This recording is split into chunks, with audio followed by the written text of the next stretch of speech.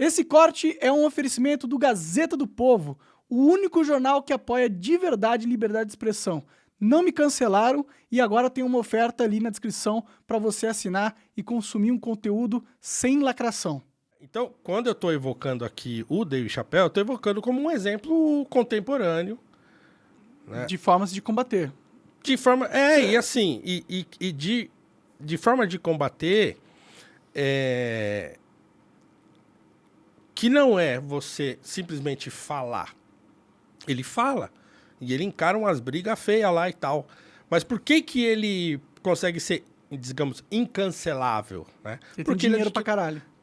Também, mas ele adquiriu um jeito de tratar do assunto. Porque ele é bom comediante, cara. Porque as pessoas Ele não querem é só ver bom ele. comediante. Ele é o melhor comediante. Ele é inteligente, Sim, sobretudo. Ele tem um produto que as pessoas querem consumir, independente da censura do politicamente correto. E é óbvio que ele vai continuar vendendo. E ainda mais ele sendo um exemplo da luta, ele vai atrair um público até só por isso. Então, Por tem exemplo. muitos efeitos do porquê ele é incancelável, entendeu? Uhum. Eu acho, inclusive, que todo mundo é incancelável. Ter dinheiro ajuda muito. Eu acho que a principal coisa é ter dinheiro. Se você tem dinheiro, você se torna incancelável porque a única forma de calarem você é te censurando mesmo. E esse é o problema do que está acontecendo agora. Porque nem você pode ser um empresário igual o Luciano Hang, milionário, multibilionário, e se fuder porque o Estado é simplesmente mais forte que todos. E quando o Estado começa a colocar censura institucionalizada, é muito Mas difícil. o Luciano Hang ainda é dono da Havan, ainda tem trocentas lojas para... Mas não pode ter uma conta no Instagram, né? Perdeu a sua liberdade de expressão. Perdeu a conta no Instagram. Né? Que hoje em dia é grande parte da liberdade de expressão. Mas ele ainda é um empresário, ainda tem as empresas, então ninguém tomou as empresas dele. Ainda. Não foi. Daqui a pouco. Então, eu acho o seguinte, que se a gente quiser lutar contra essas coisas de maneira efetiva, de fato, a gente precisa ser um pouco mais inteligente. O que você acha que eu deveria fazer, assim, de estratégia, assim? O que eu deveria fazer, assim? Eu acho que você precisa pôr na cabeça de que a situação não é de normalidade. É a primeira coisa. Mas eu acredito que eu sou um dos que mais fala que a gente está numa situação anormal e de ditadura. Eu não acho que eu não acho que eu propago que a gente está numa situação de normalidade. Pelo contrário, na minha opinião, assim, com todo respeito. Não, então, e que essa situação de anormalidade, ela não é recente. Tudo bem. Ela tem uma história, né? Ela tem um caminho longo em que, é o que eu tô falando, então assim, a gente, eu acho muito grave, mas muito grave mesmo, que a gente tenha elegido para 4 mandatos o Tiririca. Tudo Não bem. porque ele seja ruim, porque ele seja não sei o que, isso, aquilo. Não, porque demonstra uma falha gravíssima no modo como o povo brasileiro, a gente, né, enxerga a política, por exemplo. Tipo, a gente não valoriza ao ponto de querer colocar uma pessoa que a gente acredita que tem uma alta capacidade de fazer boas mudanças, e sim a gente prefere a piada de colocar o Tiririca porque a gente quer deixar claro para eles que eles são uma piada. Eu acho que a primeira eleição dele pode ter esse argumento, a segunda já não. Bom, é verdade. A terceira menos ainda. E a quarta é ainda pior, porque antes da quarta eleição...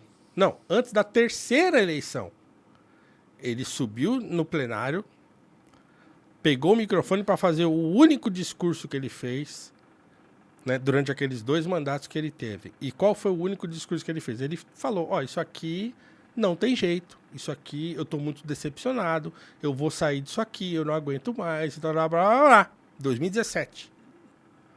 Começou o ano de 2018, o que ele fez? Voltou. Se candidatou e foi eleito de novo. E ele acabou ter um de salário fixo, né? Um monte de assessor. Ele acabou de ser eleito de novo. Agora ele saiu de 1 milhão de votos para ter agora, sei lá. Ele foi o último deputado para conseguir entrar. Passou de raspão. Passou de raspão. Então, isso para mim é muito grave. E é um sinal já dessa loucura que a gente está vendo agora. Concordo. Então, assim, consertar essa loucura que a gente está vivendo agora, inclusive com os mandos e desmandos e tal, e ataques à liberdade de expressão e censura e tal, começa na gente aqui, do lado de fora e tal, a gente cuidar para que as pessoas comecem a entender isso aí. Sim, eu E concordo veja, plenamente. e eu não acho entender no sentido de só assim, você tem que votar melhor. Não é só isso. Né? Tem que entender que o seu voto não é só a única coisa que você tem que saber. Tipo, quem que você tem que, eu acho que as pessoas tinham que entender o sistema que elas estão inseridas. Sim, mas Alguém tinha que Monark, informar nós que essa vivemos num país, bagunça... a gente vive num país em que a maioria das pessoas não entende um texto. Sabe? A pessoa pega um texto para ler. É muito difícil encontrar ela não solução, né, entende. cara? É muito Por isso que eu difícil. tô falando que, assim, não é simples, assim. Será que o Então, negócio por isso que eu tô desistir falando mesmo, que... mano? Não, eu acho que não. Eu sou Às vezes eu professor, penso cara. assim, de verdade, assim, eu eu não penso. posso desistir, entendeu? Às vezes dá Eu uma deixei preguiça. uma carreira de 20 anos de TI para ser professor. Eu podia estar lá ganhando minha grana com TI. Sim, que paga bem pra caralho TI. Entendeu? Eu poderia estar, mas os alunos me perguntam isso sempre. Professor, mas então não tem jeito? Eu falo, se eu não acreditasse que não tem jeito, eu não estaria aqui. Então, eu acho que a gente pode fazer pouco, mas a gente pode ser efetivo naquele pouco que a gente faz. Então, eu acho que a gente precisa, de fato, começar a tentar olhar o problema na sua origem mesmo. E eu acho que a origem é a sociedade brasileira, ela tá adoecida. O que você acha de guerra híbrida? O que é isso? Guerra híbrida é um conceito de guerra da mente. Guerra de propaganda, guerra econômica. Porque antigamente a guerra era com soldado na rua, né? Só que conforme o mundo foi evoluindo, essa guerra se tornou muito cara e não muito produtiva. Então os países se adaptaram e desenvolveram estratégias de guerras que não são físicas. Elas envolvem propaganda, financiamento de ONGs, financiamento de narrativas, financiamento de grupos, de estatística, de um monte de coisa, né? E esse poder, eu acho que ele afeta muito o Brasil, porque o Brasil é um país muito importante globalmente falando, assim. Então, por ser muito importante, ele atrai o interesse de grandes potências como China, Rússia, Estados Unidos, entre outros aí. Europa em geral. E eu acho que eles têm um papel ativo na nossa sociedade e no nosso discurso do mainstream, e eles ativamente tentam tornar ainda mais complexo a nossa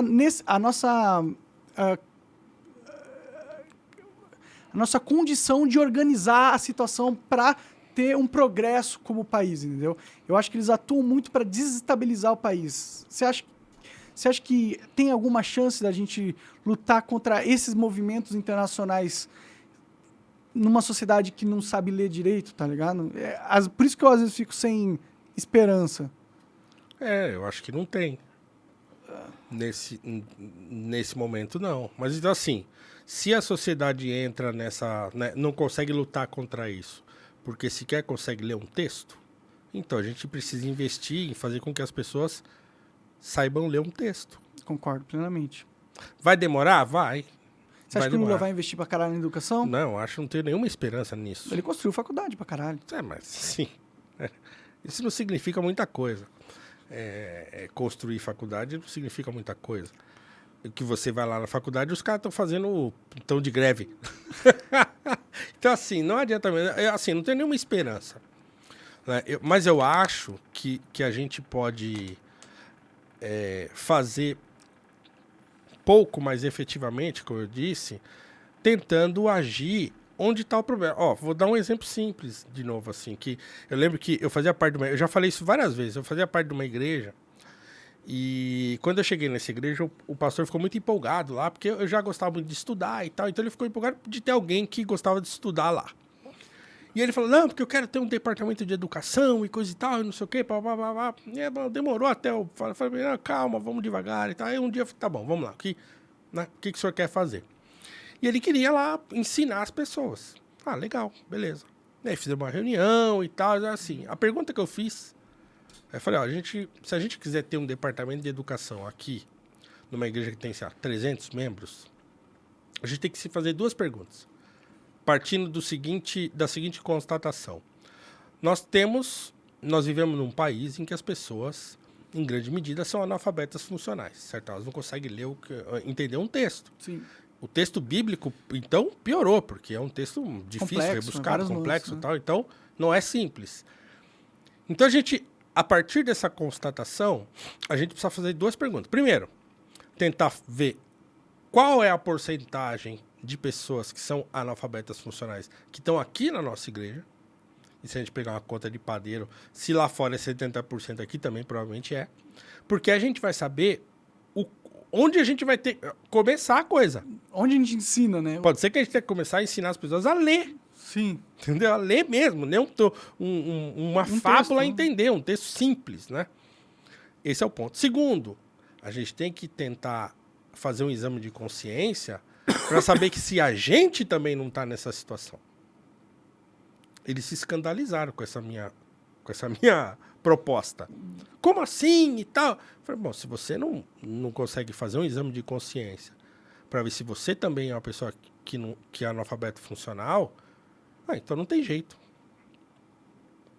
Então, assim, o que aconteceu, por exemplo, com a igreja evangélica, e eu tô falando igreja evangélica no sentido muito amplo, assim, porque também não existe uma igreja evangélica, mas o que aconteceu com os evangélicos no Brasil, a situação a qual eles se submeteram agora nos últimos tempos, dessa coisa da paixão política exacerbada, de estar aí com essa loucura na rua e tal, isso é fruto de décadas de as pessoas estarem dentro das igrejas e não aprenderem absolutamente nada. E serem doutrinadas a não questionar, inclusive, para ser mais fácil. Exatamente. Ter ela como gado. Serem doutrinadas, terem confiança total naquilo que um pastor igualmente ignorante fala e tal. Então, isso daria, em algum momento, ia dar ruim. E eu vejo agora uma situação assim de apostasia, de abandono da fé e de rejeição do nome de Jesus Cristo para quem é cristão. Fé virou política, né? Nesse sentido, sim. Então, isso é o quê? Para mim, é um problema de educação. Então, como é que a gente resolve isso? Cara, a única maneira de resolver é a educação. E se... A internet pode ajudar, né? Pode, claro que pode. E se a gente sabe que a situação da educação é horrível e que as pessoas entendem muito pouco daquilo que a gente diz, então a gente precisa aprender a falar de modo que as pessoas entendam. Certo? Então, assim, comunicar melhor, falar melhor, tratar as coisas de maneira mais... como é que eu diria? Decupar melhor os problemas, né? Então, quer dizer, se tem um problema grande, pega uma parte, apresenta esse pedaço, né? Depois você vai para outra. Então, assim, eu como professor, eu preciso fazer isso o tempo todo, né? Tô dando aula para adolescente, poxa, é difícil, né? Sim. Aula de filosofia para adolescente não é fácil. Seria muito simples eu ficar lá enchendo a lousa de Platão e Aristóteles e tocar o barco. Sim, sim. Mas não. Então, eu sempre falo para eles assim, eu adoro fazer discussão em sala de aula. Mas a minha advertência é sempre essa. Olha, a gente tem que entender que em toda discussão, a gente está sempre andando à beira de um precipício. Qualquer passo em falso, a gente cai. Então, a gente tem que andar devagar. Então, se você propõe uma discussão, eles já querem sair voando discutindo. Não, calma. Vamos tentar entender o que está acontecendo primeiro. Depois a gente dá um passinho e entende mais um pouquinho e tal. Não dá para a gente entender tudo agora, de uma vez. Sim, mas discutir é um processo importante de se entender as coisas. Sim, né? Mas é exatamente nesse ponto que eu acho que as coisas já não estão mais. Inclusive a internet tem culpa nisso, né? De ter virado uma arena em que todo mundo quer falar tudo sobre tudo e tal, e ninguém tem mais esse controle de falar assim, eu não tenho a mínima noção desse troço.